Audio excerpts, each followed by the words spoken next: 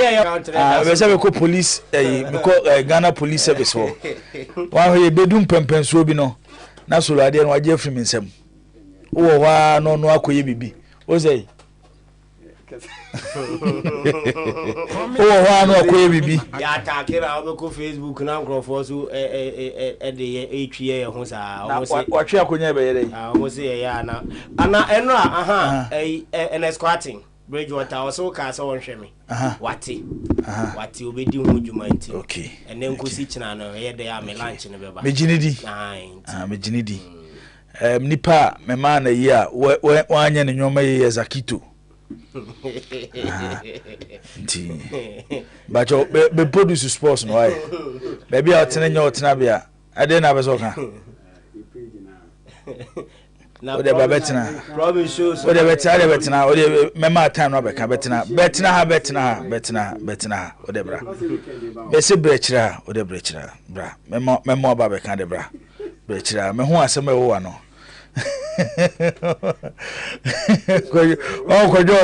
kojo me o se bonege huna man wo monsa no o ha dwene o ye stubborn so o do amanone na ye din komo wa amanone yes e be din komo e wo eye amanone kakra bi na afi ya bafie na ensem e wo fie no ya bomoden etimi e de abremo e wo eye dwumadie eso so lo de kuta esesi e minim se chematem wo mo fanto so na mo fanto screen so so yes chematem fanto screen so esesi na amanfo nhwe we agreement between the Ministry of Youth and Sports and Ghana Broadcasting Corporation 2024 ya na afenunu mienu etena ase a omo sign sa contracting na solo uko page baby omo sensan ya na so eno dem se chemati wonyanyan no they are to so eni baby omo sensan ya no Ubu says signed and delivered the day and year first written above. Okay. Ubu says signed for the MOYX Ministry of Youth and Sports. Do I sign over here? Mr. Mustafa Yusuf, Minister of Youth and Sports. Ono na sign kama. And afe oko signed for the GBC. Professor Amin Al Hassan, Director General. Na oko witness edema the Minister of Youth and Sports William Kate ono Chief Director with the Ministry of Youth and Sports. Wow. And afi moko witness edema GBC John Kwame Weja ono so Director of Legal Service GBC. Yes. Na say omo na sensan kama eti wey agreement akosu between the Ministry of Youth and Sports and afi Ghana Broadcasting Corporation GBC na solo onse enra na the Public Accounts Committee boss eto omo sade for the Minister of Youth and Sports. Yes. Ema ne kopie mu ho na okopie mu ho na ka yebusa no questions ko awie yebusa no ko awie o na hu se MP for Ningo Prampram. Yes. Honorable Sam George se na hotedi ye jata mebo a musa akwa bi pre no se hwebe pa no so no preso no MPP di o se hwebe pa no so afedi o hwebe pa no so na obebusa minister se obeso ohu All African Games no aga na host ye no sika sai na omutwiaye edema Ghana Broadcasting Corporation na ministers o kai se be $3 million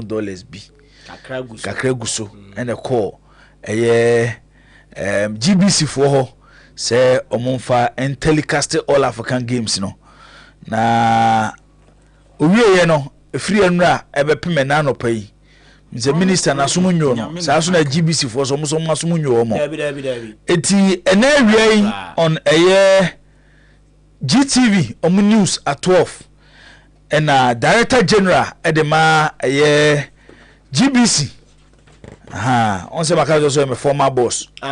Yes. Abrana me wo GBC Kumase no on na director wa ha. Okay. Now rise it through the ranks. Yes, I see there. GBC nyina my Ghana nyina no ono ni panyina wada no. Fine gentleman. Ono na we program awie no che wotena se. na o mark won sama o kan na o kyerɛkyerɛ wo we nka wo ye ni sia we nka wo kan ni sia we nka ye ni sia uwi a ne o program bi ni Tuesdays saa time no timi ko Tuesday awia program ni bia na mark 4,000 Ghana cedis ntu wi a na ya mark wo no assign no aju sika na wokɔ akɔ de odu sika bɛyɛ Professor Amin Alasan no nti awia no so ko gina ɛyɛ GTV ɛyɛ omu news ɛwɔ TV so akasa o GTV yes and akasa o Unique FM we say Unique FM no it is a Garden City Radio ne nyina yɛ GBC for dia so dem che no okɔbro hafo a Radio BR ho Mickey Charles why adwuma ho pen nti oyɛ no say sika ɛyɛ aban no anase ministry edema GBC nyina ɛyɛ $105,000 na nya sa no kan yɛ $105,000 yes $105,000 eno ni sika ebedi ɛyɛ GBC for ensem moto aso kwa ma omodi release ababonten a release no macho ne kama a statistika no wom se sika omo GBC ebedi omo nsem no $105,000 Ghana cedis US dollars eno ni sika ebedi omo ensem na so agotwe nyoma bebre aba baby abafa bia Minister Yusuf Mustafa amanfo ye calculation omo ya no mate 105 no e dey free 3 million nim no mo busese na de aka na ewo hen yes de aka na ewo hen na eno ene ya tena se asolo ya kwa korowram ayete hey ensa aka eye contractor eye Ministry of Youth and Sports and Ghana Broadcasting Corporation omo sign ye efa eye TV rights on the coverage for all African games a course so ewo eye Ghana na that was the 13th edition yes 13th edition and a course so na solo enyoma wom pages there say 6 and 7 mamen kan said the can do be free 1 2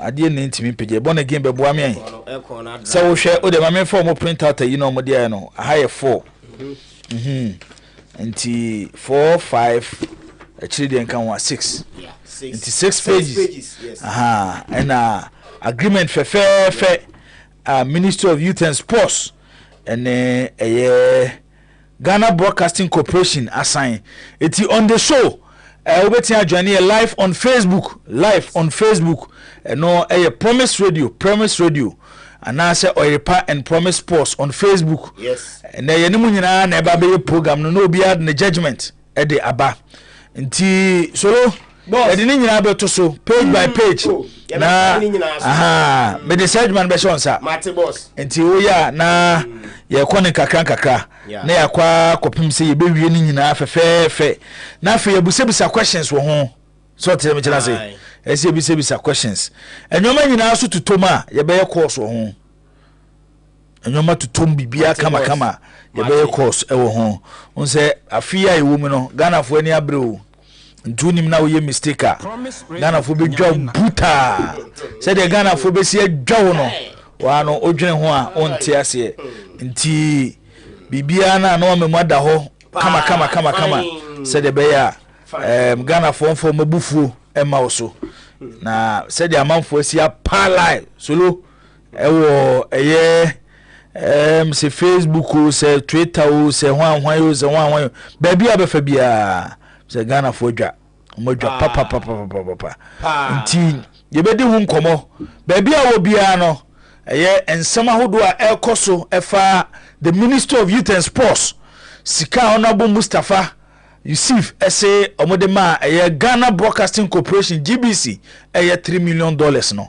opese ohun no kre ayewo ma solo boss na wa join ye efisa be yakopim se no nsia bebo na ye benya adaje ebiebiem de ama Ghana fo nyina no ehu de ewom nti Boris Francis Honorable say my network Ghana borders network are too poor. Still watching you from the Kanu border of Ghana. Okay. Boris Francis here that say we show no. Anane kunsu or the kunsu kojo krom and a day about say watching live. Promise Highway Force. Okay, yeah, that's it. For a year the other etwa so no. Ade Emmanuel say good evening. Watching the show live from our Anyan Kwanta. Please kindly update us more latest news from the camp of Asante Kotoko. Okay. Ajimai Nana Kweku Osijibo, I've heard that Shokan is going to Adriana. Is it true? Greetings to my lovely wife Joyce Ajiman. Ernest enye mi na born again or ha dwene. Oh, born again ha dwene.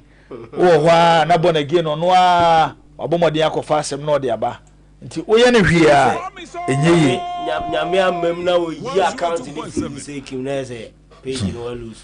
Okay. The way any man so ko is on the control bibia nti obetime yi. Enche we lose ni nyina nti don't worry. Enche enura say lie bi o de buy na hu se akwe pa de ade ni siro afa ba bona ge wanyina me mache o enti e careful. Kwame Adomakosu message or dear Benny also watching the show live at Ashtown. Good evening, striker. I think the sports minister must be arrested for causing financial loss to the state. Okay, and also Kwame Adomakosu na dwenchire. Na Kwame obeso hu asem no mu no kure nyina join here on the show. Na ebia yenwie no na wonsem a wo kan ho na begina anase wadwene ebesesa. Ensem wo ho. Enya no kwa na ebedi hu nkomo even though eno na bedomlate show no ene. Yebewura clubs ni mu na afei yahwe enyoma hodo a ekoso titrum efo preparation the 2024-2025 Ghana Premier League enche na ehya clubs ni guso amoya hobobo a nyame yadom ochina Asante Kotoko any Gold Stars edibesie ni ewo Cape Coast stadium ho nti nso onsem ha aide ebetudwa House of Folk eguso sign players and the fofo abeka ho hwan ni nyina no kan ho enwumei ewo dwumadi so ni nyina bo moden ato tiefo ene ahwefo anim on the show. Solo boss yemfa sida Master Hosa Enterprise. Yes. Omo eka ho bi ene de highway sports ebra amafo ba bi omo bia. Yes. Omo ena akwa America akofa onse car your friend say automatic gear no America for ne de buy nti ye catch so bia kwa America akofa ehon oil e de aba na se solo nipa no onim de nti step hosa omo e kan bi amuzu garlic bitters Dr. Amuzu de e ba e ya yaresa so bona aduro bi so na o ka kire o se sayare we ya solu no tutumi ka no akwaji bi se de be ya daachi no enkoye problem emfa ma usi ano ntema na onya hoto na oso watimi atnase perfect skin and body therapy omo ene siesie eye nipadua na manipadua na yefe da bia na meka se solu uyo oba onipadua de ese usiesie no wutwam no say the ma be 100 jina ho na say solo ye ka se mu be 90 e na aware a na emfa se ma 100 a ma ware ubenya mu be 90 o mu twam no na bia be man bi nya akokoduro no ye ma me bra so tere me kina se no frɛ na ma me ba e no mu didi nkomo no mo hwe mu nkomodiem no se de nyomesi ko no na so mu ware be ye e no mo to aso no mo ko ware ye nti oba de una ma ye se unya price obisu betimi a recommend so tere ba ni nyina no e se unya price nti se obenya price no ene be kan for perfect skin and body therapy e de amount en kan e nyina afie so Bosheba Electricals ene eba eyen kanea a de sisi ye afie mi nwuma mu ene eye me ahodo a ebehia kanea de Bosheba Electricals omaso ene se odo ani ekire enya no nko a OP wallpapers so lo omoso kan ho bi na ya tena se eye nwumei a ye de highway sports ebre ye netiefo ene ahwefo on Promise Radio and afi Promise TV. Welcome to 102.7 FM. Ye ramonone na solo abobo amonone nsem no so e de amaye kakra solo be kone kakra na abobo so e de amaye enti solo se na de match bi ani ho ene na me ye hwe ni musenya me yadmo chena conference league matches ni bi e be ba so Conference League. Now, so when say Chelsea watching na there. Nti Barca na the weekend games ebebo Premier League mu no Chelsea e de ebeko Sunday. Na Chelsea game no omni Servette Geneva na ebo Switzerland na omu free e de ho nsembeba. Nti say de baby a Chelsea akowie no no. Ti no ho nseme wa ha. Nyame yad mo china na sa game no e ba so. Yes. Emre ni nkaso. Enye easy o. O hedi e to Chelsea na solo. O de tu hufo na onse we ni sama ni yare ho ni say a playoff game too unyangura group stage to bo we na say playoff into Champions League games e ba so we ni a playoff round ni bi e na etodwa Conference League no ba ko e ba so na ya about 35 minutes FC Noah Asheba Kwama Rosenberg intimidation boss. Only Chelsea match in the time. Oh, na me adu ochina. Ochina. Na Chelsea bebo. Hey, asemo. Ochina, na me adu ma. Chelsea. Chelsea ni Servette Geneva. Chelsea. Oh. Chelsea. Yeah. Chelsea Football Club. Ochina no mo ball Stamford Bridge. Brabo ne do me bia betimi adida. Ti edum be bia na access ni trase. But as a bear marry ase enche na wiye anti Chelsea besa sorry biem o man sorry dia na say o ma asem say Champions League games so koso Champions League yes yeah boy no so tell Champions League playoff round where your final games are eto dwa wa be qualify no owram e group stages are enche na draw no e ba so na 7 p.m. 3 games and eba so Bodo Glimt Womani Krevna Zebda and ebebo afe Dynamo Zagreb and Karabakh FK esu game ne baso na afe Lille Metropole team na boy Jose Mourinho patim edene she hono omo and Slavia Praha and ebo ewo Champions League no enwume no games a etodwa ene eno ehun nsem no eba eno no na nyame ya adumo chena so Chelsea ebebo Conference League no e de ehun nsem no e de emamu de tienie Enzo Maresca na lead Chelsea team no na odiaram was Stamford Bridge wabra womo any team and did Servette Geneva and so ebo na we no UEFA Europa Conference League na we no playoff round so what I say and it's a Chelsea team qualifier na omu run proper Conference League meche group stages no na ochina game no numre no nwotwe na etodwa na next week Thursday 22nd August me bacho dabi next week and return leg no eba so na me adumo ochina na 22nd eno Chelsea game eno so etumi etodwa ewo ensam no yede emamo ewo dwumadie ne so na nyame adumo ochina games kakra enso betodwa ewo UEFA Champions League man no so ehun sem eba Dynamo Kiev and RB Salzburg Midtjylland ebebo Slovan Bratislava Malmo FF and Sparta Praha and for Young Boys and Galatasaray Sport Kulubu and ebebo ewo Champions League man no eso ehun sem eba eno na de tenie okay Anthony Manchester United player last year and a girlfriend ababawa one so eka say Anthony wa bono so chese wa abuse no na wa bona man ani hu nyina titini ade ababawa e friend Gabriela Cavalin na police so eso nsem no mo we Sao Paulo police babawa na dance screen so no kama no say Amoza Anthony we amozo so ne so ma yun munim so obuma wa bumi ama ese me ye me hu yenye ema police invite Anthony and I'm so ema last season crack games you home me see ni nyina ne say na o leading investigation efa sansem no wa ya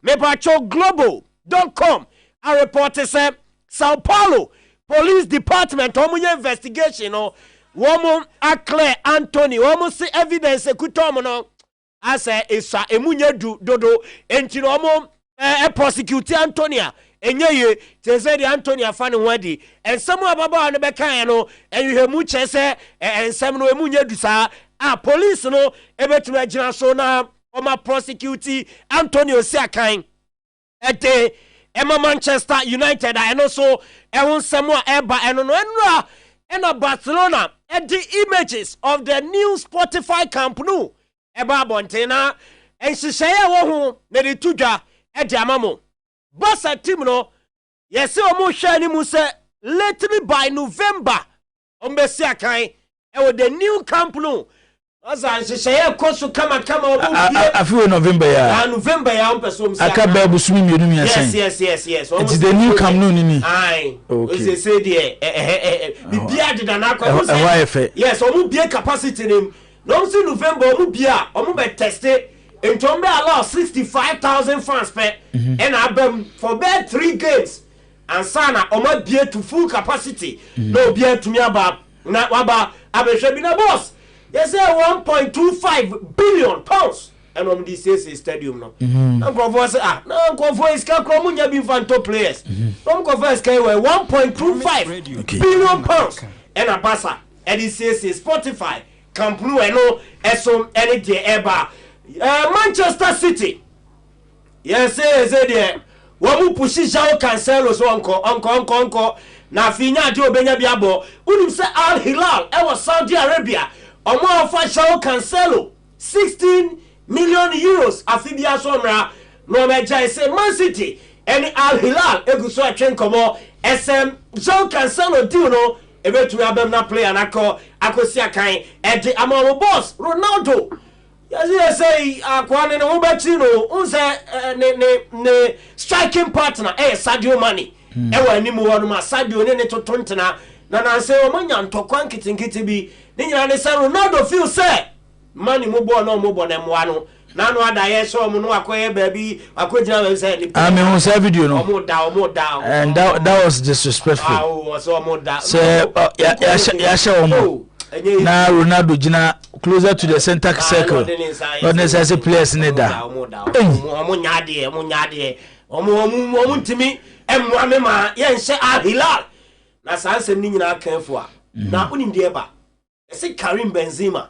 aka che Al Ittihad for ne se kwan bia so Sadio Mane mra no Benzema person ne Sadio Mane Benzema team owner yes on there do be can improve on there na mo no so cry pamo mo coach Mane ko intino e say the ono na ne team ne Stefano Pioli yes ewie bibia etwa send take it e dey ama Pioli obe free it akọ Saudi Arabia Benzema team news no so ompene and go for na fa Pioli and na go for blank no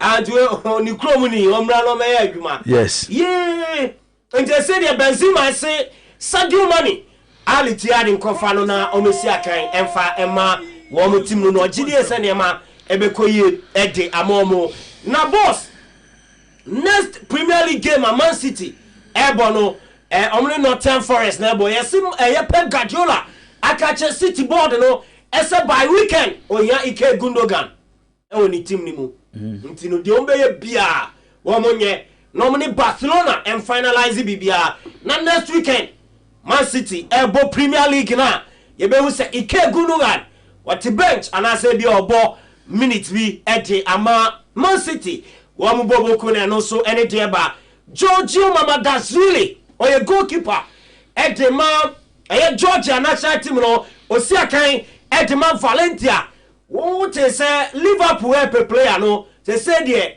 omo ya complete bibia no zero sinim go there ogotina bench there be also mo tona year ombelo ede ma Valencia next season no aba no ambeja lesson kwa na person mo pam no cost Saudi no mo jiska akra wono na Chelsea funto mo hu say keeper yana hasemu Chelsea so de ba onim say Enzo Maresca was a man award adai ekwan otimi selected 20 players pa bi si akan ja bi ofi legendary and obi sending me video bi and odi ba assess ho na se nipa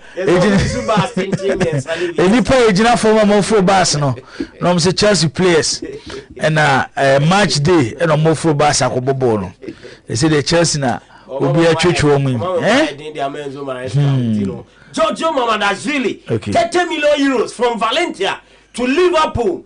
Do you know advancing to final stages eno ne de ba omo sign ni via one season mama Dazili betna Valentia no ato aso esia kan na next season waba be piem ewo Liverpool. Michael Olise a player the man Bayern Munich na unim say France under 23 team no odimu tintima mo je silver Olympic Games e ba na wie men's football report about and it's a Didier Deschamps and the backroom staff no consider say international friendly games are eba swenche Italy and Belgium and France and you mbebo next month ya na August 29 and Didier Deschamps squad neighbor bonten close sources as a coach in the or the Michael Olise a team nimo no bebo and my France woman national team and also any day free war eba Manchester United they say they omni PSG nya jatum Manuel Ugarte loan with obligation to buy the season with Ugarte eba loan o Man U season corner ya na Man United assign a permanent no so ato esia kan edi amomo no breaking news eba edifa Ugarte one I said there bibia sealed PSG and Man United are reach agreement loan with obligation to buy for Manuel Ugarte central defensive midfielder and also any day free or eba FA player no boss yemfa amanonen sem no emfancy na yen delve straight ewo efisem ni mu na komotwetwe pi na emra so danger man so aba ye den or the headline ba ko behwima mai okay so na ona na wo ka the new Camille yes Abasuna for omusiesie no na ene ball no solo akoye business because players ne kura beto na de benya resource no ne boarding nti kwan be na abefa so abe generate sika e dey run football club no especially ene ya players aketua aya akese we generate sika no kwa chi no also we are also making profit yes say ye fa Barcelona omusini team ne nko a ike ogondo na yo muja na bezo muja na kwan oje 350,000 euros a week enuntina ompeso omo shipping out no na omotimi ma Daniomo omo register no on say there's omo bumra no so kakra before answer no register Daniomo no just omo yi players be free ho and omo homa Gondoan and ompeso omo jana kwan na Barcelona omo financial difficulties omo mi solo uso omo kwaji loan say best 1.25 billion 1.25 billion okay etine kakra bi on Barcelona and Real Madrid reason why I decide some upgrade your stadium okay say sika Barcelona kwaji solo o my say calculations no mo dey ato no mo your calculations no so we can say November o mo dey almost start no mo see project by December yes na say ko December no mo wie na o mo target ne say afibia no enyoma hudu ebekoso stadium ni nyina ebekoso kamnu nyina no eso munya 350 million euros. Wow. Yes, every year. That's the way the profit and as income scam be generating no. Okay. Eti eneya Barcelona wa hu hiahia mu no. Omo stadium ni say kim acha 2 seasons. Even though 350 million euros no. Omo kwaji loan from bank. Yeah. Nti interest wo ho a eso mutua loan na no mutua interest e de account. Nti by 2 years time Barcelona besa be gina ye because of ejuma mo ye no come new. This is how Real Madrid e yo mo de and reason why Madrid e talk Kylian Mbappe me kan de abafie aba be kan se media kire.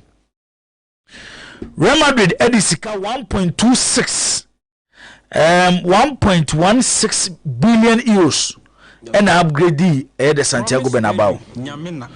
Na before ansana solo omoba upgrade the Santiago Bernabeu, the new Santiago Bernabeu no.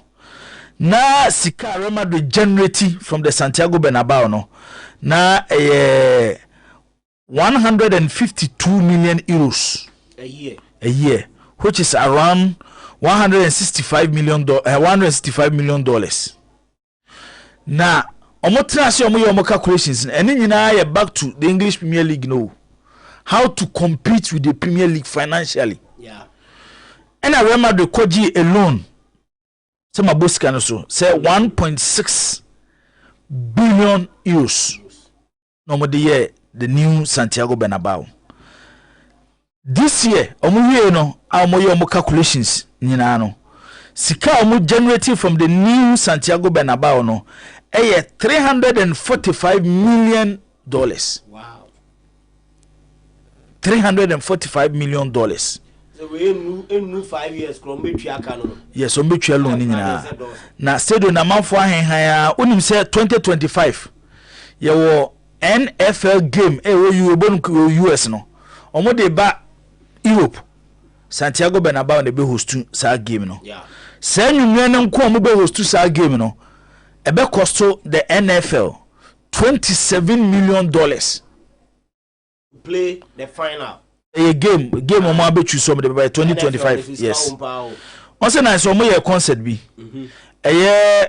Taylor Swift era store concert okay e was Santiago Bernabeu ho night no na jo ba ko pe show no mo ye no solo omunya $9.5 million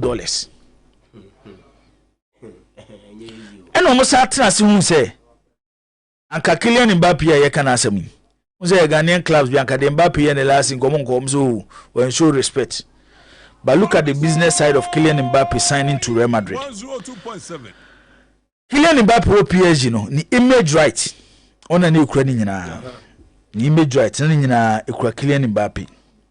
Real Madrid tina sidin no so abante na efe ni se Kylian Mbappe no sika wo no ho se ye did your day last season echi a Kylian Mbappe no enya de a se yankofa na ma emmo ye sikasem ye de ne ba ebebo ye sikasem ntom the emotions eto nchen yes ena mo dwene business na de mo ye ni PSG na Kylian Mbappe only 100% of the image right, but ba Real Madrid no Madrid for ajimu 30%.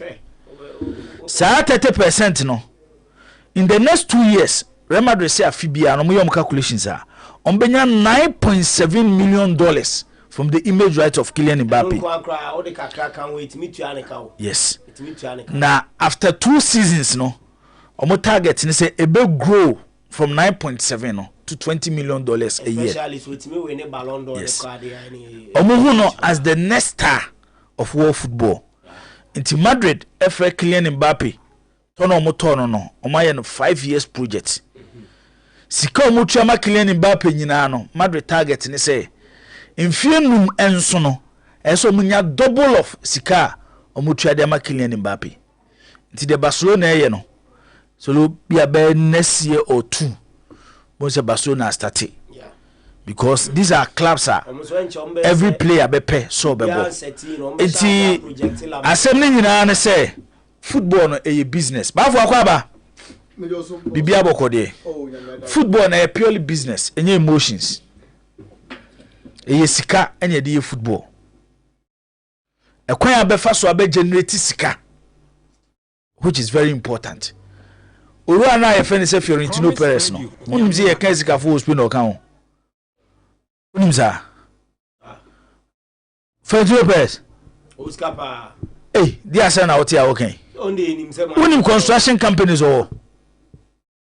Fiorentino Perez. Become ground the construction companies you know Santiago Bernabeu. I know they minim ne ona wokan. But on say Real Madrid na a football club se do beto no anase okugina se wo so lead Real Madrid a lot of privileges, but onkotam ni sika emfa be Real Madrid club nim. So you say they make an say but oyusu club ni din ne kese e de generate sika e de run club no e kwan bia so mo fa so nya sika e ma Real Madrid team no etimi compete every single season omoye e ma Real Madrid nya se sika no.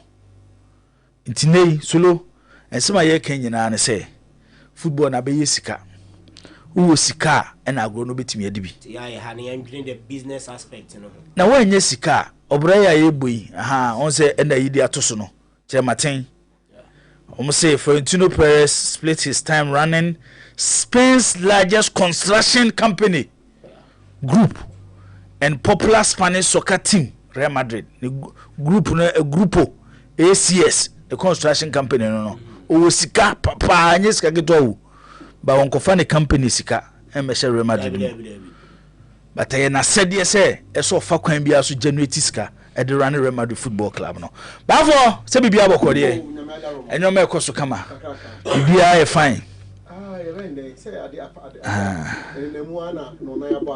okay na no one difference woman say before be Real Madrid president no omo supporters groups ye fe no social o ye member registered member omo na ekoto aba omo to aba ubegina so na wa beto aba nti ye to aba do benya mano dodo no na ye yi na as president of Real Madrid okọ Barcelona so a omo to aba ye to aba na do benya dodo so de ne socials na ye yi no abelidi club no the club no image na ekura the brand no e de agenuity ska de ama club no enye sa Premier League ni do omo behwe ho nti omo dwendwene nyoma ho Benjamin boss na fam ne mu bokọ de kakaka enyoma ekọ kama bibia be okay nyame pa ne da no yes impo se nipa beboa wa ti se eja no de na dom no e ka no o ka na ko bo se ni ba ko ho mo nti se na tie bia no eja na dom nti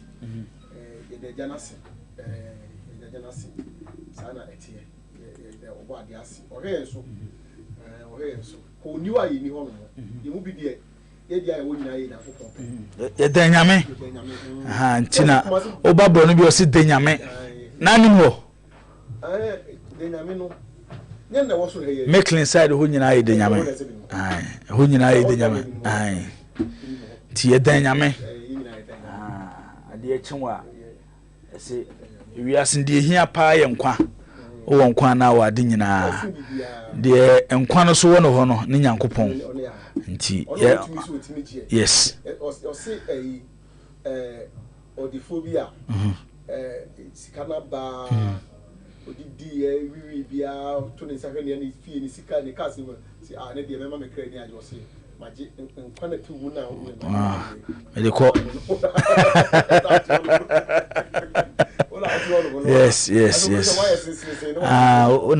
una da ho no aya na wasore na wa be determine fate abedwo num ti nyame ne tumi ade nyina na solotis are also interesting promise nyame na aka ni say oye so ma wu ye ayo mo so mic no from tima ma wa ni mra so kaka omo say aha so mo ka say dia ite say no solo say live on Promise Radio 102.7 and live on Promise TV a deep dive into the broadcast deal for the All African Games. We are diving deep into a topic that everyone talking. As a man for still a minute, move kwa na me hade. Move kwa na me hade. Yo ma no so dey say Africa Sami, what team you? Boss. Anti no Samini Solo I like the way they phrased the language, you know. Almost saying live on Promise Radio 102.7 and Promise TV, a deep dive into the broadcast deal for the All African Games. We are diving deep into a topic that has everyone talking. The recent contract signed between Sports Ministry and Ghana Broadcasting Corporation to broadcast the upcoming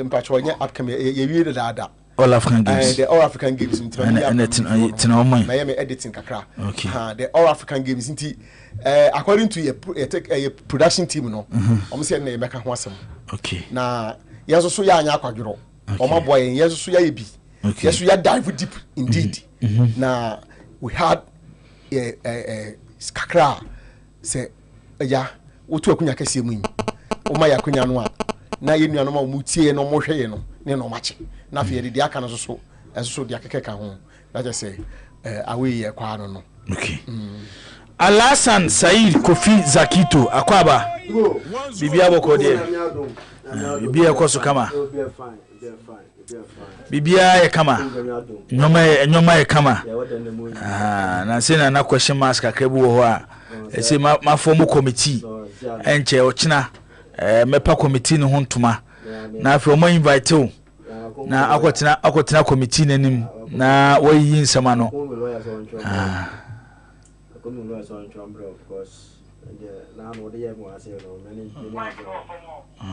dem dey woni nyo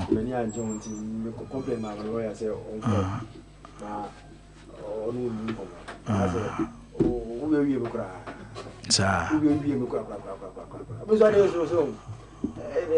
transparency but we dey ama ba kwidi ama David e ba cho esro me yenko ho o dey okushia committee ni wi a na wabo modern na wabe yin sema no ede ama the sports public accounts committee yes headed by the danger man who receives yes so 3 million ochina at exactly 1 p.m. ochina yes first sitting because 1 p.m. yes very live oh public viewing you bet me atwa e dey ato na echi no ye yi amanfo ahwe bi ebi kura ye best start show na ye yi na amanfo ahwe because them here the first efrinsu ase eso futuro ho akade asu de efrinsu ase ba anka eho eyi ewo ho nyina no nsuo na ohoro ni nyina kama but enye zakito die nti membese me make judgment in temo de committee ni ku ehia wo kina ebia na Bafowa Sam George na Zakito Mustafa Yusuf na oso akoyi nsem na no ba make sure say wo de ende you kran krata na dada ansa na wakwakoshia committee no okay na ayi mayenyi we ya no kakra bi na yemfiri ho ba cho ayi Shokan is the matter be bon. I'm not be the message by so what is Okoduana stars. No, Shokan also okay. Another deep throat source is also telling me. Deep throat source. It's also telling me say Shokan may be heading to Moldova. Ako wetin be? Na say Moldova team so. Say we no nya team kro. Baba said Diana there no na me read this story say he had a verbal agreement with the Diana Stars. Before Kotoko Diana na say it might be before Kotoko Ebem no. Asana Kotoko Ebem. Me sure. So he had a verbal agreement with the Diana Stars. Pending ne contract no EU na on to asubiem no. Asana Kotoko urem ama na ni be di Kotoko Diana chi. Okay. They say one the lead. Oh, enra ayi same metise na wodi hu komo. Say na report na manager say we medical say no. Diana Kotoko yes. Was 3 years. Okay, same that production team na no say you fan 24 ni ahwefo nyina nim say Shokan wasan fiemiensa e de ama Asante Kotoko o say yan kan che obi say Shokan is a porcupine yes we same efo alobaye story on your pa for no online for ne picking up omo ya nom say as reported boy pass am say ha musura say me bana say omo dey show you pass the ba ehun ba asema no ma be ya boys go ahalo mo for free e bia e correct at the full can say wasan 3 years says an e full can ba for na minim say board no ho sensem so what here na say the why you ho no me mani kakra because me who say because at a point now there was intensive lobbying. Lobby. Yes. Now what they say in lobby? What about lobby kwa unya? The sort of lobbying, you know. Now and yet the usual lobbying that we know. Mention lobby ho. Me on say for want of better way until me use the word lobby. Omo lobby to omofo. So o hene kese untimi lobby ewo fikesem. You see I'm not saying they were lobbying or hene kese. No more lobby there. Say you conform to be kabima kabima and okwa na eden wo de nya hwe wo afi say e do point bia enya obi a okofikesi mba bonten so ye president of Asante Kotoko ade eche na ne announce ni pa foforo nti e wode ukọ na ye de asem to anim a na wamo ano ayedu so te me chenase aha nesa se de obesia onu fie no na news na aba no e foforo from the wote ye no nti ho no afọ ye baby a ukase okolobia enyi but kakra matema memfa so wodi eso ene se what to say metete and I don't know say say na be kona but baby efini de enu so betime possible kakra say unse opimso wa ha Asante Kotoko yi a our special place the mass supporters any old players what is ade no supporters any old players and maybe they me feel say benefits na omanya no omuntimi take advantage of it to change Kumasi Asante Kotoko as a club. Yeah, and you are talking about the supporters and the old players. Because CFA say opimso and mu board mako be du no abro betina akonya kese no so a board be du no emu be du nwotwe yenya supporters rep yenya old players rep but omudwumadie eso omudidi boa club no eno na ya na bafo yenhye dan hu niye metete se board ye bai se nyoma nyina timi tutuma supporters ebinya akonya wum old players ebinya akonya wum se ekoba ne saa supporters any old players no monsesa bibi wo club ni omayehu bibi yes nye bibi e wo club nim especially supporters me ade ba ko ha me ende bia me ka ba ne san so a ye mo wo ma wo kwan na omo so de omo betima ya na se esese omo ye no omo tumi nye na eho aka de enso ye mfa ma wo omo okay because when you are expecting results or something from somebody you give the person what it takes to get the results for you and say bia fe na ya na ntwitwa ni pana na mu na de no wantimi anya na yakasa wantimi anya sometimes we hang people just to give them bad news. Say if you are also doing the right thing. Also ade dey wo ye na ye papa obi ehu. Of course, yes. And wo ye na ye boni obi ehu. Me baby am yi won say nei opimso ehu say it's only a good foundation for the club. Say the bear imfie di anim no. Enkonko ba say da bia no Kotoko rely on opimso. Yeah. So to them chana say and they were wo hwanyoma e kona. He wants to run the club. But then maybe says Akito. Ona bas ni hu picture mbuza say on sponsorship asema na working. And now Kotoko bas no ho a. Me an the other side the ba bia obed mo ho a. Me hu sponsor bia so da ho. Ana obedu ho bi. Unya cheke yon. Ah okay. So lo so wo ko takwa. Ah boss. Ah who say sponsor so ho? David. Who sponsor so? Okay. Okay. Eye Kotoko. Unse first no na design no show the porcupine no and I say na person na tutu I design so but you see no my no already na you know the Kotoko logo na two side and side near you say no okay yes enti ekoba say all players and supporters no omunya position e board ne subiema ade ba ko a da bia meka say ebesevu Kumasi Asante Kotoko ama club na gina ne naso for a long period fabu census edamakoma so pa abafo se supporters start to contribute na Kotoko ewo a fixed number company bia no asolo ompre so de ne ho ba betwitwu Kotoko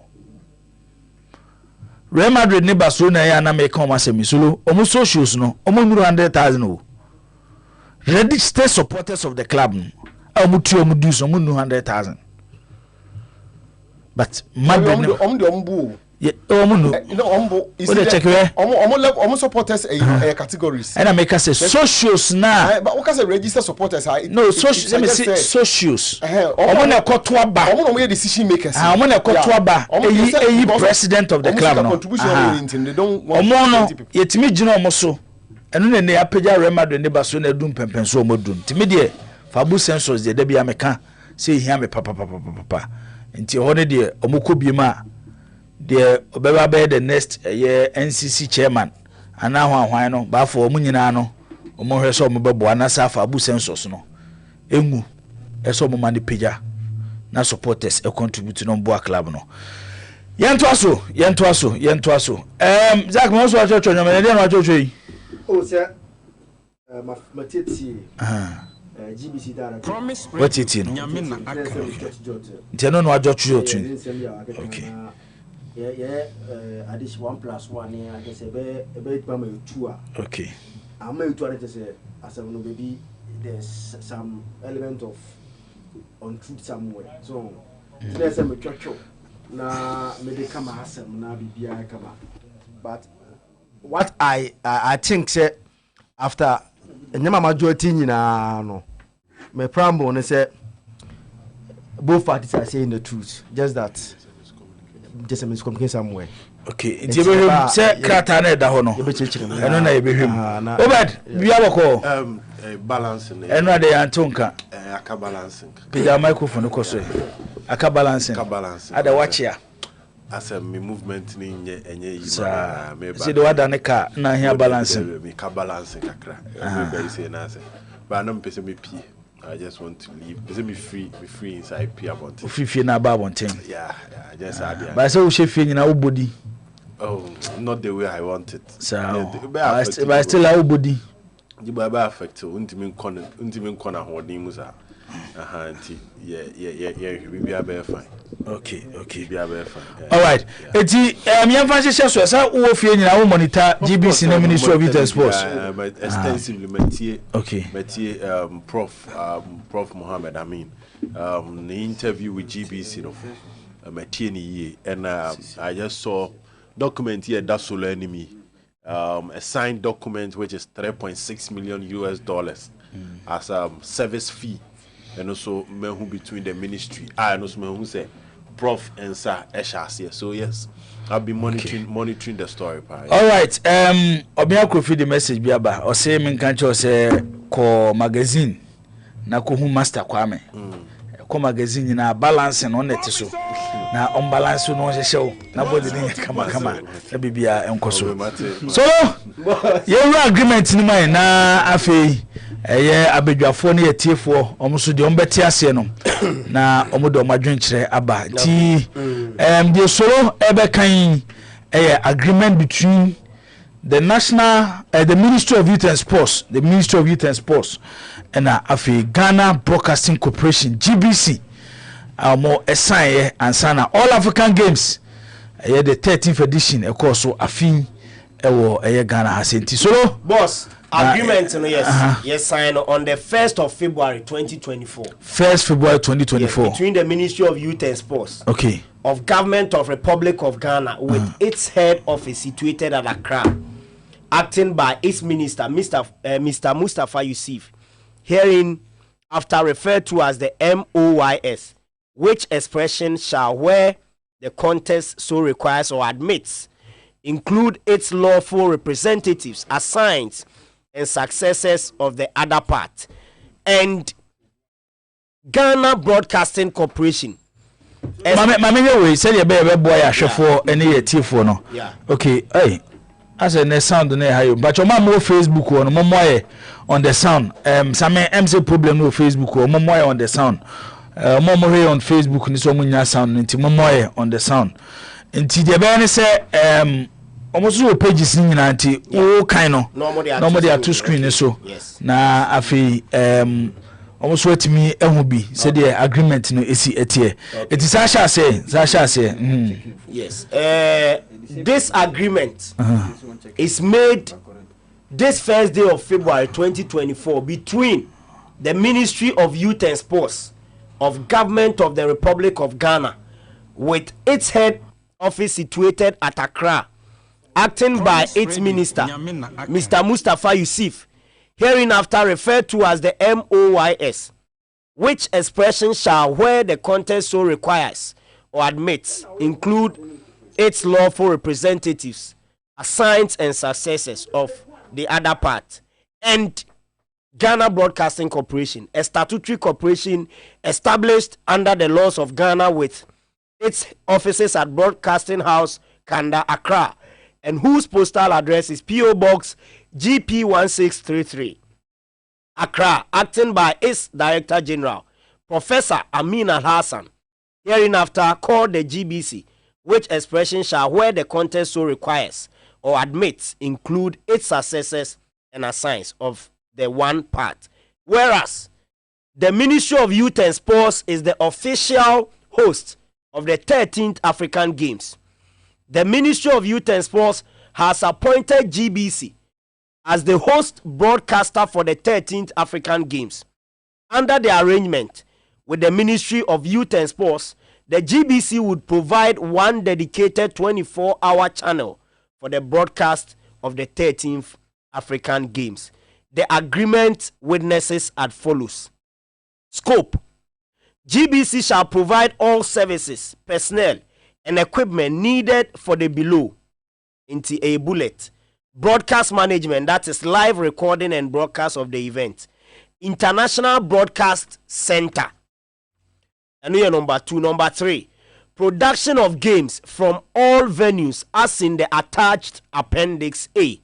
4, montages, bumpers, video promos, and other relevant creatives for the event. And 5, signal distribution.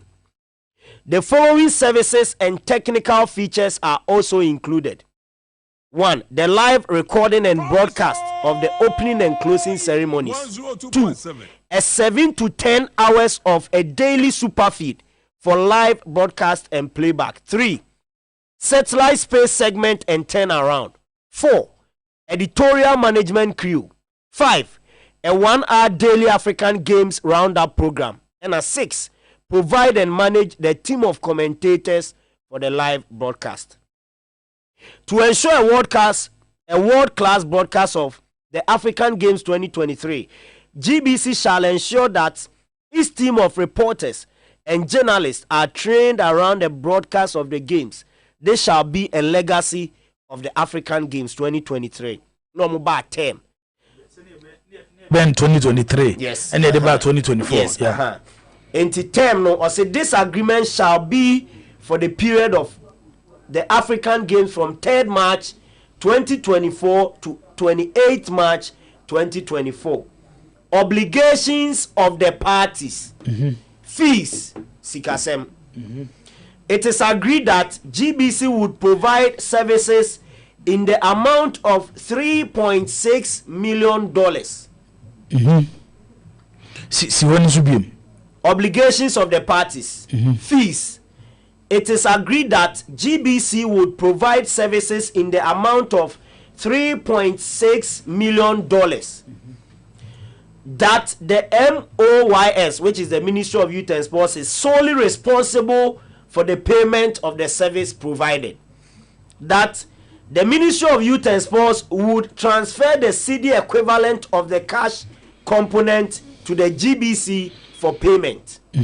3, that where there arise any differences as a result of foreign exchange convention in the transfer of the funds from Ministry of Youth and Sports to GBC, Ministry of Youth and Sports would be notified to make up the differences.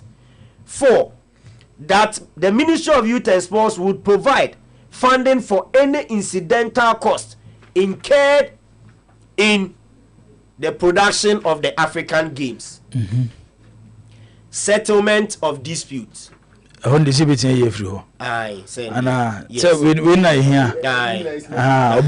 in a very important. Applicable law. Yes. Now how more agree so more settle no what me settle no. And Crawford Omonsa Eshe Krata Anase, which is the agreement between the Ministry of Youth and Sports and the GBC. No, Mr. Mustafa Yusuf, Minister of Youth and Sports, and Professor Amin Al Hassan, Director General of the GBC.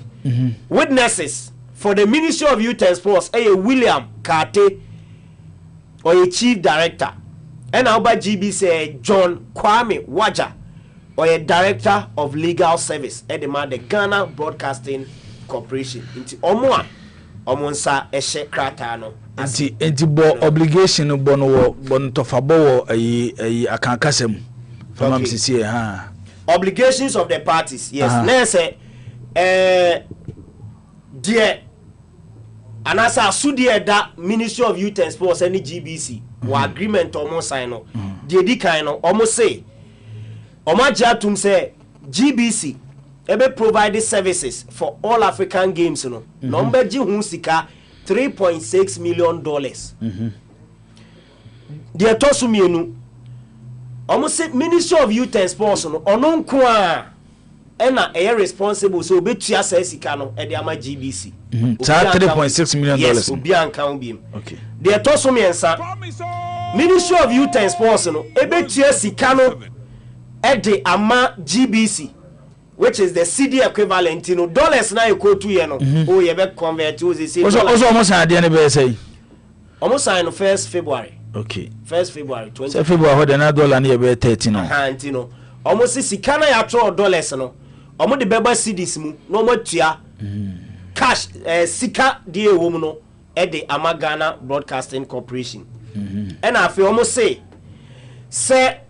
ensonsuniye bi ba sika ne ntemu a say bia eneye san ade no dollar no eye 1 cedi e bia new time ayentua na dollar no eko e bia 50 pesos and 70 pesos e ba sa e kabo bi ya bam se ba ne sa GBC no ebe bo ministry na mane say yes a contract na 1 cedi say bia ko 1 cedi 20 pesos and say ko 70 pesos intimum hwena ensonsonia beskanim no ntianka ho se ba se munyi afri so a no mo ye free so eno ye 3 ena number 4 omo sai ka kire Ministry of Youth and Sports na no mo jitu mu se e ka fufuro bia ebeba yamfa hye sa aka we mu no a eno ye eniema asia ya hye so man susu se besi no yes me am pebrofu be a friend unforeseen circumstances and also Ministry of Youth and Sports ne betua e de aka ho.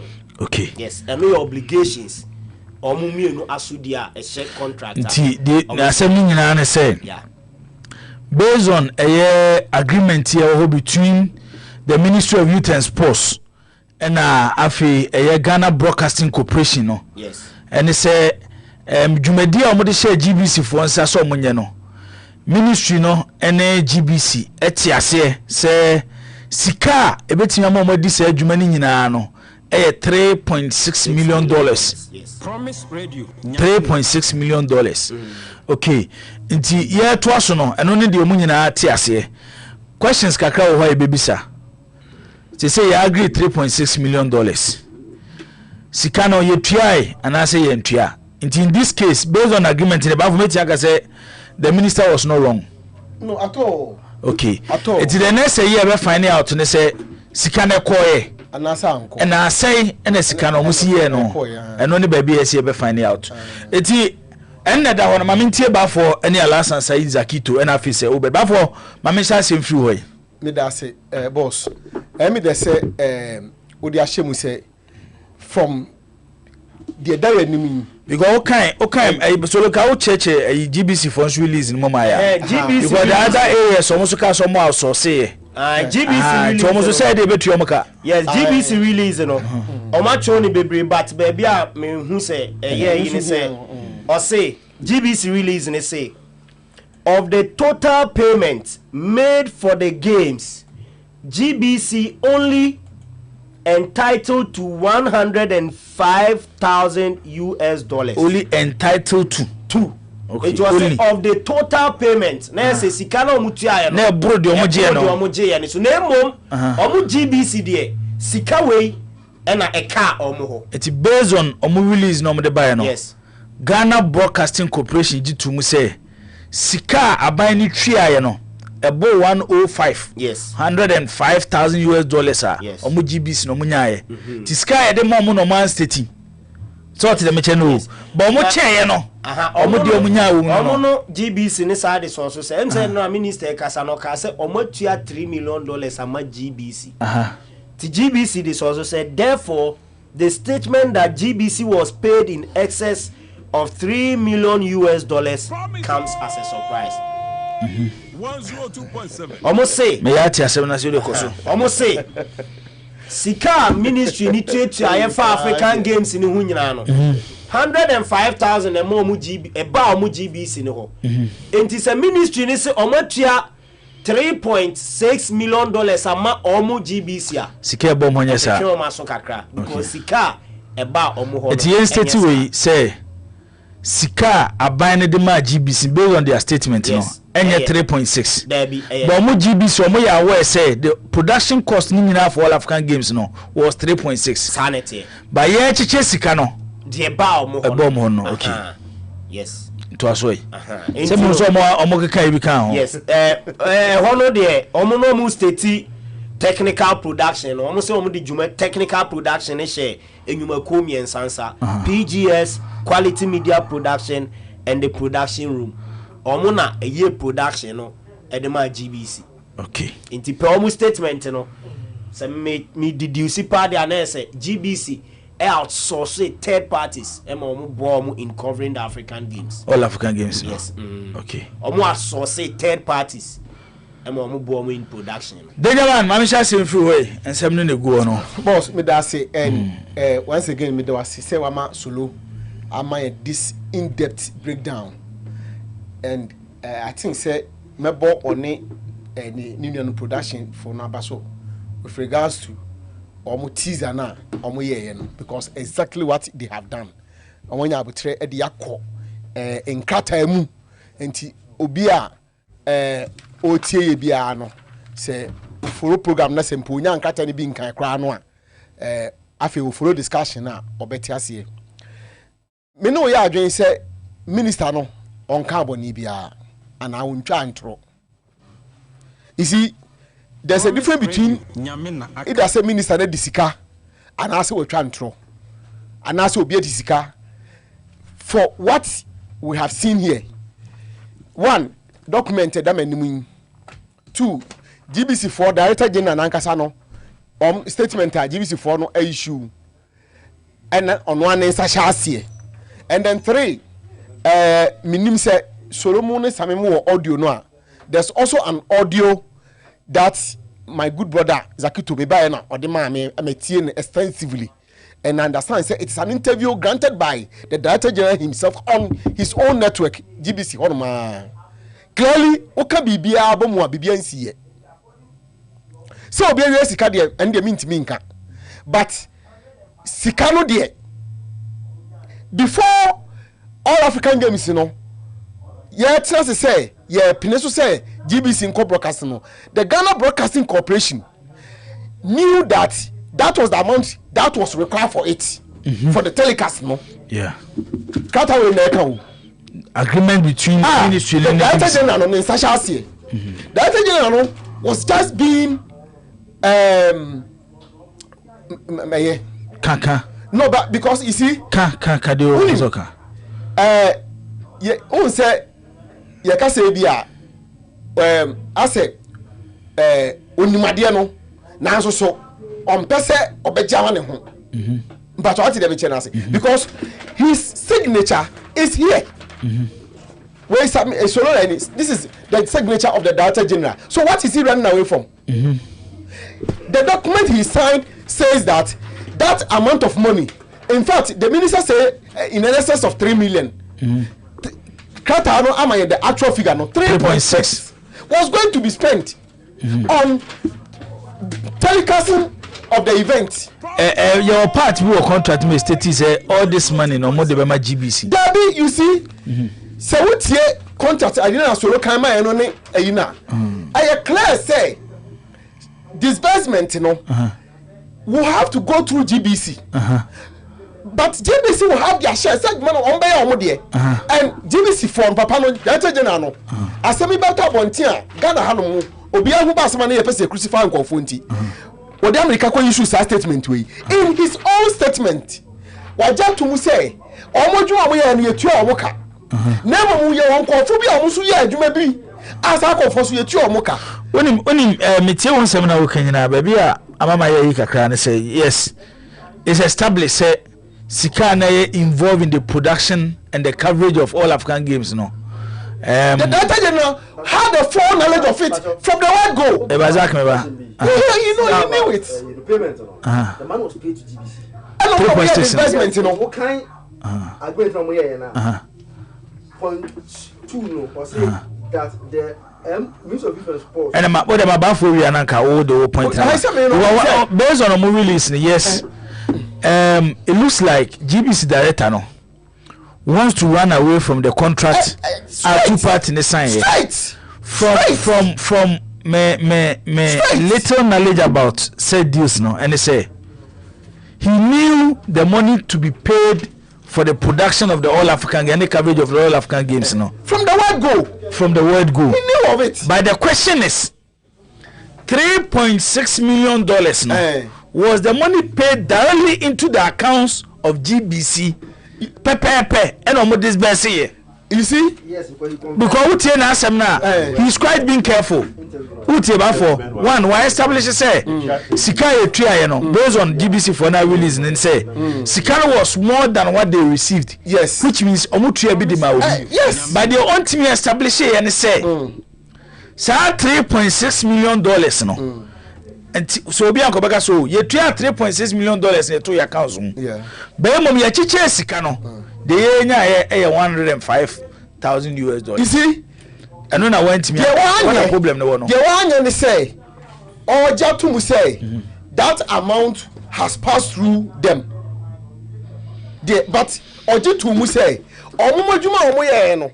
E de ehun sika no ye de ama wo mo. E no san so confirm me say kofofofo and adwuma kofofo omo so ye adwuma no omo so etua omo ka.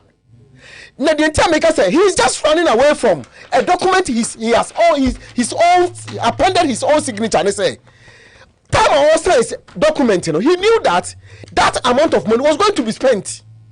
He knew also that and that those people will have to be paid. And I'm not say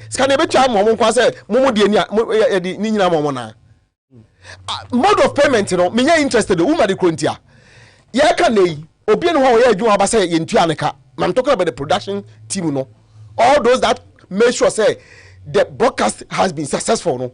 Obian how about Daika, especially Omo GBC for now statement on my issue in there, and this one is today.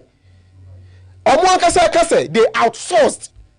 We are Kase, this will be Kase, Yen Tianaka, then we have an issue to look for. And a clear say he's just being disingenuous. He's just being disingenuous. Absolutely being disingenuous because you send one side document where and Kameka say, and yet no nim amount to know. One day did you say Obenya on the on why hold man, so we see you just get in Papa on my channel to fire and I say, and the only fan. But he appended his signature to this document, so because a signature is forged. But this statement is not discounting the signature. Meaning go school. Mama go school, no the signature, but you cannot look at the signature and still tell me say there's he appended his signature to the 3.6 million. The GBC Director General and Leonard go school or the such as here and the settlement way and then what by HSA was high. Or just to me say for me moka. And that money has been paid to people. However it was paid, you know, for me it's neither here nor there.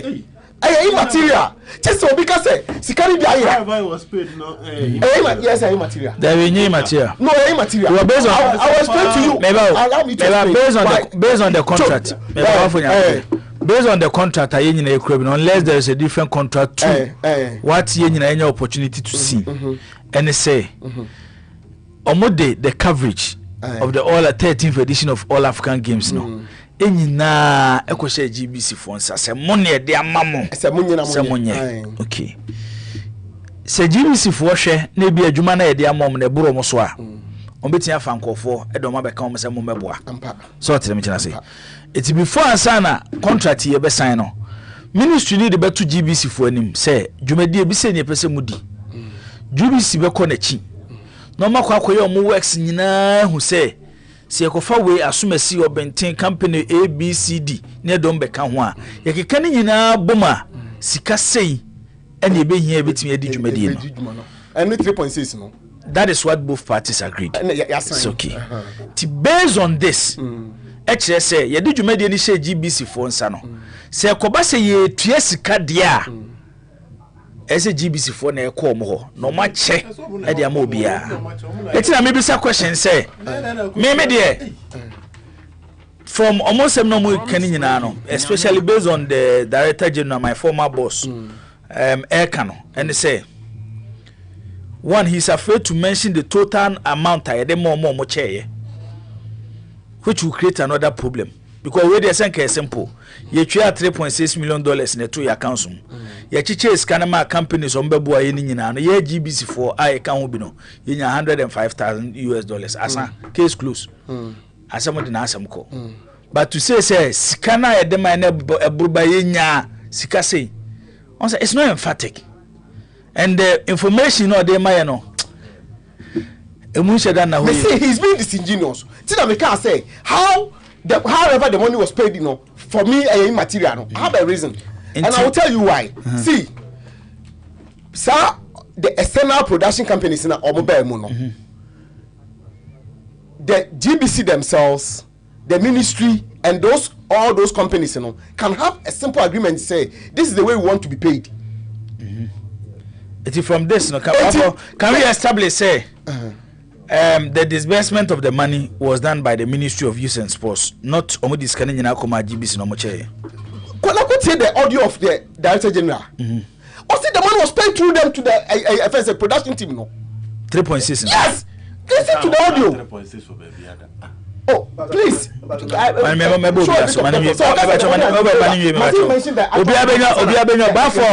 Address me and your viewers and the own interview this morning on his own network. Or see, the money was paid through GBC to the external productions. Now, Scabani was 3.6. Must I said the companies I said, but me break down as to how much it was paid to everybody. GBC Papa voice. Must he give break down? Say we trust one city my ways and what that to me say and the money was paid. Is that what we are saying here? And listen to the statement of issue and I'm trying. Me GBC for letterhead.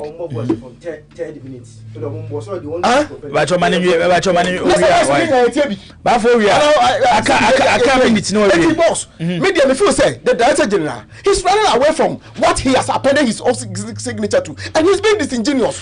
The minister was taken by surprise. If you watch the question from Honorable Sam George, it was tricky.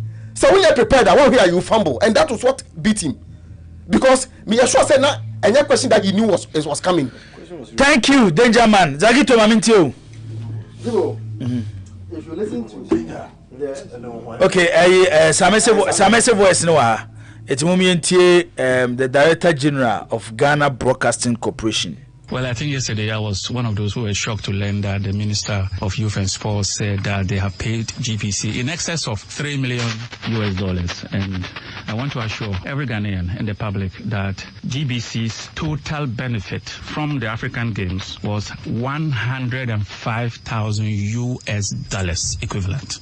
Nothing more was paid as a benefit to GBC. And that payment of $105,000 was as support for the fact that we dedicated an entire channel 24 hours. We suspended normal programming for the GTV Sports Plus and we dedicated it to the African Games. And for our role as the official broadcaster. That is what the Ghana Broadcasting Corporation was paid, and not in excess of $3 million. When you suspend a channel's normal programming, there's an opportunity cost, so it's used to offset the cost of the channel, not doing regular programming, so there's a loss of business. So it's important to point out that when you take an entire channel 24 hours for 2 weeks, it comes at a cost. And that was what the money was for. It was for our revenue, $105,000, and not in excess of $3 million. GBC did not go into the All African Games as a business, actually. We went in there as the national broadcaster, and what was paid to GBC wasn't exactly computed as cost of doing business. It was support to GBC.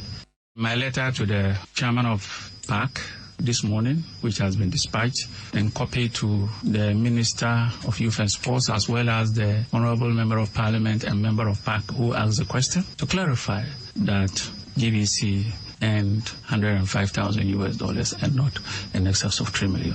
Now, I should also make it very clear to you that as the official broadcaster, GBC was supposed to supervise the technical team. The technical production was outsourced, and the technical production team that came in to do the broadcast, GBC supervised the work and reported to the Ministry of Youth and Sports that work was executed and their payments were due. Now, these payments were made through GBC and paid straight to the service providers. They were not paid for GBC's benefit. As the official broadcaster, we will confirm that work has been done. And broadcast, GBC supervised the work and reported to the Ministry of Youth and Sports that work was executed and their payments were due. Now, these payments were made through GBC and paid straight to the service providers. They were not paid for GBC's benefit. As the official broadcaster, we will confirm that work has been done and these payments were made to these companies and they are not GBC. Okay, who paid the $105,000 to GBC? Oh, the Ministry of Youth and Sports, I said. We have received payment to the tune of $105,000 from the Ministry of Youth and Sports. This letter that has gone to the PSC right now, what are the expectations? We are setting the record straight. There are two questions that have risen. First of all, the idea that GBC has received money in excess of $3 million. We have stated clearly we have received to our direct benefit as a corporation $105,000. Number two, that they claim that some technicians' payments are still outstanding after they worked at the All African Games. And we have made it very clear that all technicians that GBC engaged have been duly paid. The policy was very simple.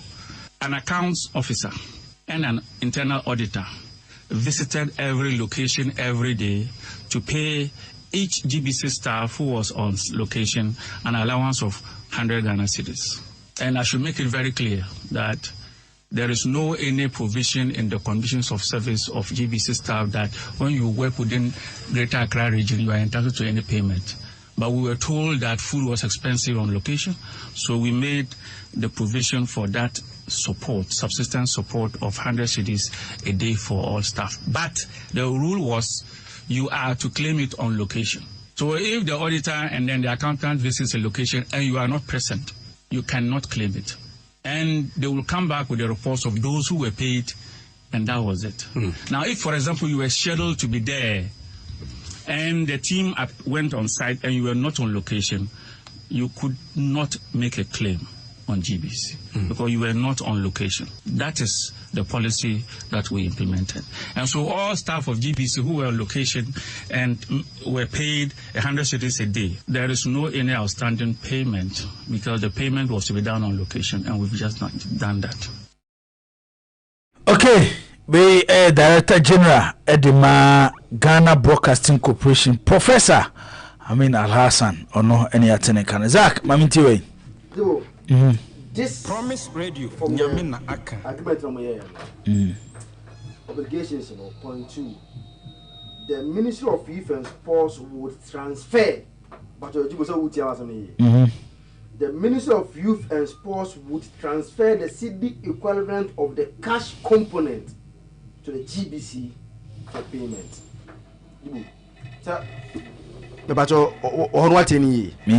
Was minister no?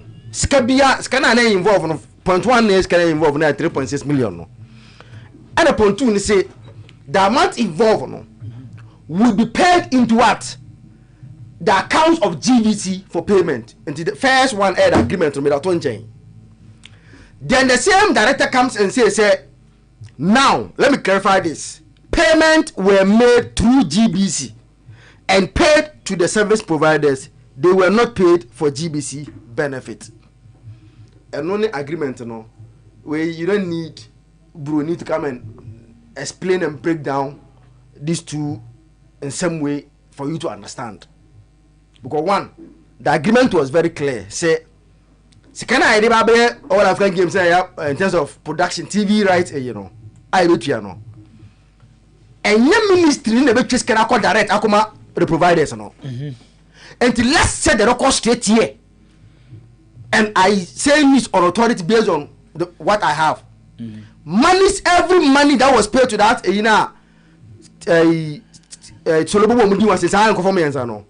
was paid to GBC, and they paid them. Sir. Yes. So why did the director say I was shocked? When the minister mentioned $3 million paid to GBC. Yes, the ministry paid $3 million to us, but $3 million no de ma no. Yeah, they be my way. But to say I was shocked. Understand. Later, what the me and say, Ubusa Omuna, director no. The understanding was that. Who say I pay program? Who say no for GBC for no sense and message. Okay. The understanding and say GBC's entitlement based on what the minister said, no, the 3 million now in the excess of 3 million now, minister the kind, no, and they were fighting the GBC. Who's the one who made the demonstration? Even they told us, "Omo leader, no yakasa." Well, that is Ediana GBC inquire 3 million. So he needed to come out to clarify that part. Say, we GBC and yet 3 million. Our benefit, that is why he underlined the word our benefit. $105,000 Ghana dollars. Zakito 30,000 Ghana cedis. Say onfeni jume bi mame. Zakito ye no kre say striker ma 30,000 Ghana cedis. I am shocked. I am nwanwa. Say striker kasa o ma 30,000 Ghana cedis. Because say because Inti other no answer say yes. And hono omo the 300 striker the 300,000 Ghana cedi na mame. Na emom Juma no ka se me fa 300,000 Ghana cedi ndi no. Na me nkoa no nye 300,000 Ghana cedi na ye me nkoa mesika. Because fa nkofo so mo beboa me nti omo so no me mo sika ne bi. Na me che sika ne wie no. Me Zakito minya 5,000 Ghana cedis. We twa se ni nyina etia. And are we suggesting say the agreement is signed no agreement can be signed. You say you're moving from agreement. We are into payment. Payment no. You and I Jibo know say all African games and Ghana football matches 5 matches no $105,000 cannot enter at least one ben production kakra. Yeah, what they mean now unless we are trying to not to be fair. We know say $105,000 cannot cover all African games for that. Is not what we are saying. No. It can even be possible. CMAN is come more than that. But the Director General and my former boss Amoy Nyinane say the minister was emphatic. Say Yema GBC the coverage for all African games no accepts over $3 million. Okay, then you have opportunity. So be clear. The first thing was say minister say $3 million, which means the amount that they received is not $3 million, but our benefit. Yes, so I say $3 million. Our benefit. Just say yeah, GBC. So that international trade guys number one. Our benefit. You can say yes. Benefits. The ministry gave us $3.6 million. By year GBC, your benefit $105,000 But they cannot because you confirm more boy no. Sikano yema we say. They not trust him nitia. No, but based on what he gave, any days I give to me there. It will be very difficult for anybody to convince me. Say the Director General of Ghana Broadcasting Corporation is worth $3 million. And that is you can interpret however you want it. And and I will take the agreement one. The agreement was emphatic. Said they will pay 3.6 million into the account of GBC. Well, a simple knowledge. That is the agreement. Because sa coverage. 102.7. Sa for no. One chom muska bananke problem. And okay, mbonzia or say as the official broadcaster, we would confirm work has been done and the payments were made to the companies. The money was given to them. All they do is that they supervise the work. It's money, then they pay them. And Yanti said, Sang home and Sano. Obiasi Ghana then the Canada said they have been duly paid. Paid by who? By GBC. But with money from a 3.6 million. Well, a simple logic. Sir. Because Nankati, Nanka Sanko for now, or we are Abba Bontin said Ghana the Omaka.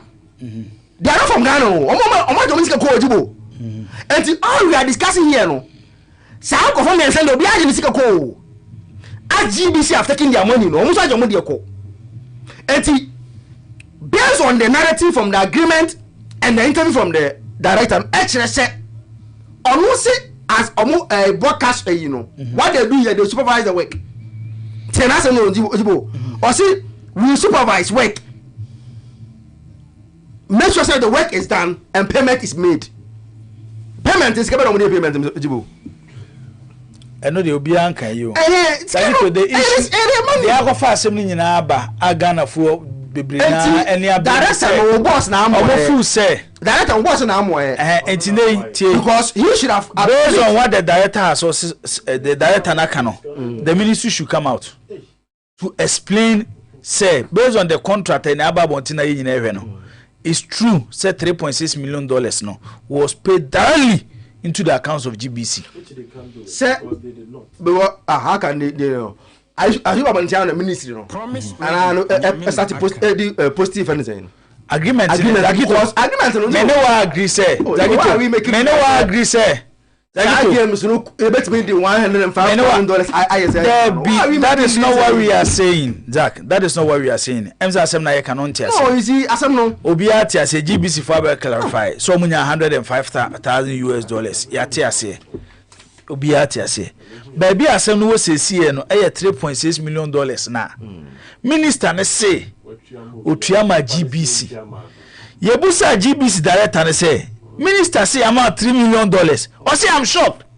And Timbato, other the international companies, no? It can be possible. Who paid them? It can be possible. Who paid them? It can also be possible. Say the ministry after even signing the contract with Ghana Broadcasting Corporation, I to almost to those companies on Momuska. What? And I say Sikana Edema from the director HSA. Sike bedin homa na chair no. A new 3.3 million na minister na kano. Very simple. Let's underline the benefit is GBC. He didn't talk about the entire coverage. Was it our benefit? The contract that you are original Saudi Keskan was a contract between GBC and Ministry of Youth and Sports. Yes. And the total coverage of the All African Games was given to GBC. Yes. Which is a GBC for else or say a GBC for Eka. Based on agreement no many ministry na kwaye no it is sika 3.6 no GBC for kwa so a charge na de be mom se ye be boa mom cover competition na ye beji sei eno na GBC for ne kika bom mom say abane de sa $3.6 million ne mom they can use it to cover the game eno na minister ne kwa say yama ye 3 yama mo little over $3 million ene ye kobusa director no so we shocked because don't he didn't say that. Don't say that. He didn't say that. Don't.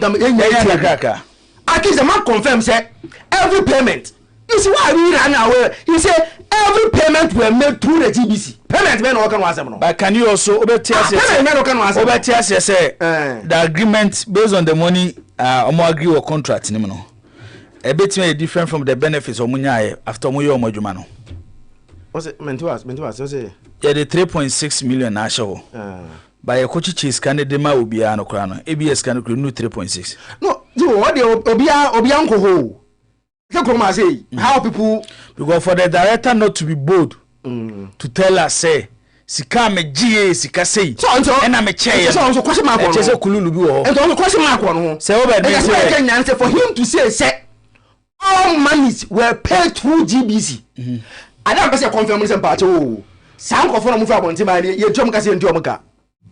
You and I know, sir, 105 cannot pay those people. I said, I can. That's why we ran away from this simple logic. I said nothing was paid. Say over no mentio. Mama chat here for na me ka de. 2 crab okay na meti akwa. 2 minutes. Okay, na betia for course kaka. No crap hunya nto mi. Hunya nto e de na do bae. Oh, na mpese me pie, se me ka se mpese me pie fi abonten, pie free kaka. Jibo ti abrochi na wo si dan na adisi ka besi wo fa so.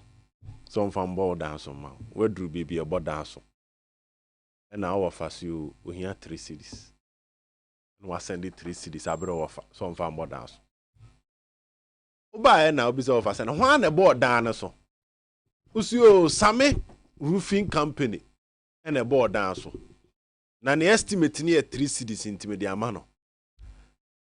And wakọ Same office say Same eden ye wo abripo ya obo so yi oje sen Same si o meje 1 city jibo wo ye sure so obetena ho din ahwa asem ne na se nda ho sa akeke Yeah. obi aba charge you 3 cities as a country ye na o man no ye sika o Ghana sika o and the Ministry of Youth and Sports say so all cover games no be ma GBC 3.6 million. That was the agreement no more Kenyan any o. Then the minister goes ahead to say I've paid that money to them. There's a contract on sign with this pepe. You call GBC form say there be o. The GBC at the moment are not denying the contract, but they are denying the payment. Someone san can say sikana minister ne tia bontin se watua momo no. I want asem no one Ghana for bisa say ne dia ka no. Why one yetua ma no. Nti nipa wa moye wa ha the director general. Debi onu waka de onu anya o. Debi. Debi waka de onu anya. Obede de asama to so. Say ya ma $3 million. When your opportunity about bontin, o say I am shocked. Yes. Why are you shocked? Because he did reason why you are shocked ne say. Ya ma me $3 million. He said it. Sika ya de ma me. Emma because based on the statement no chair say the money given to him was more than 105. I will chair. But the bedi GBC yes. Jennifer na ini. But the bedi GBC for her 105. Enti se sika na more than the 105. I say na de ma ma o chair. Assembly say. Assembly say. I was watching his video where only lady been an age. I think say but almost 24 news channel no. And I said that my man also for be na man for spectrum magnet 0536166160201941941461 obetia for now so odo anu ato enkomo ayedi on Promise 102.7 and afi Promise TV. Jibo say 3.6 be ambo. The amount of my receive $105 US dollars. $105,000 US dollars. Jibo